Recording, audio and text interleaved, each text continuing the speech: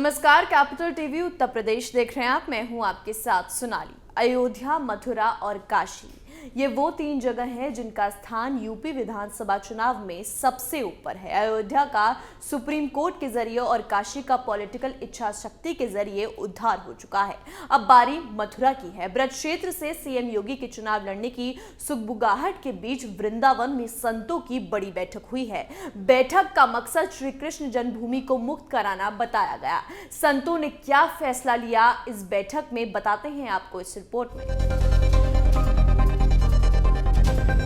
बैठक में सबसे बड़ी बात जो निकलकर सामने आई वो ये कि अयोध्या की तरह मथुरा के लिए आंदोलन नहीं होगा। संत इस बात पर एकमत है कि कानूनी तरीके से इस मामले का समाधान किया जाए।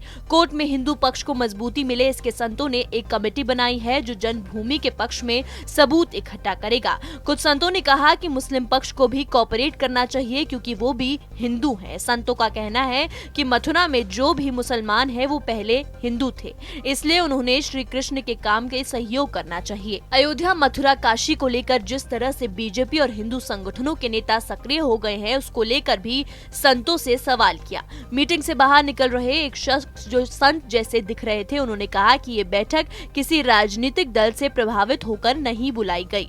न तो हम किसी दल का समर्थन करते हैं और न ही किसी दल से हमने ये बैठक करने को कहा था। उन्होंने कहा कि हम श्री कृष्ण के लिए काम कर रहे हैं और जो भी लोग श्री कृष्ण पर यकीन करते हैं वो हमारे साथ आए। आपको बता दें, इस बैठक में संतों के साथ साथ मथुरा के गणमान्य लोग भी शामिल हुए। बिहार के पूर्व डीजीपी जो अब वृंदावन में संत बने घूम रहे हैं, वो भी इस बैठक का हिस्सा बने।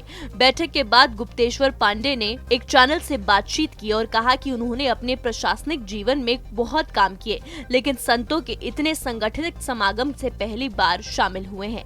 गुप्तेश्वर ने बताया कि बैठक में इस बात पर जोर दिया जाएगा कि अदालत में अपना पक्ष कैसे मजबूती से रखा जाए। संतों ने तय किया है कि वो इस बार का मुकदमा लड़ेंगे। बैठक में कुछ संतों ने कृष्ण जन्मभूमि से सटी मस्जिद में नमाज को लेकर भी सवाल उठाया। उन्होंने कहा कि सबसे पहले यहाँ नमाज पढ़ना बंद होना चाहिए।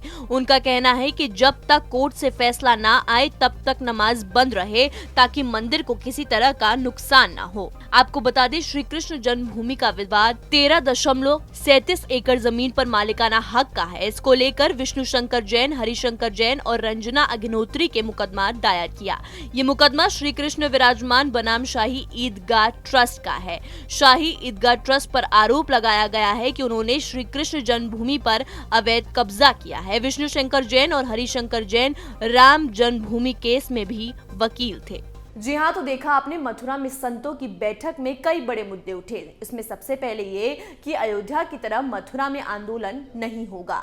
नमाज से लेकर कोर्ट में क्या पक्ष रखना है, इस पर संतों ने बैठक की है। संत इस बात पर एकमत है कि कानूनी तरीके से इस मामले का समाधान किया जाए। अब देखना ये होगा कि भगवान कन्हैया की नगरी मथुरा को लेकर आगे क्या बड़ा फैसला होगा। इस रिपोर्ट में मेरे साथ इतना ही। बने रहिए कैपिटल टीवी उत्तर प्रदेश के साथ। नमस्कार।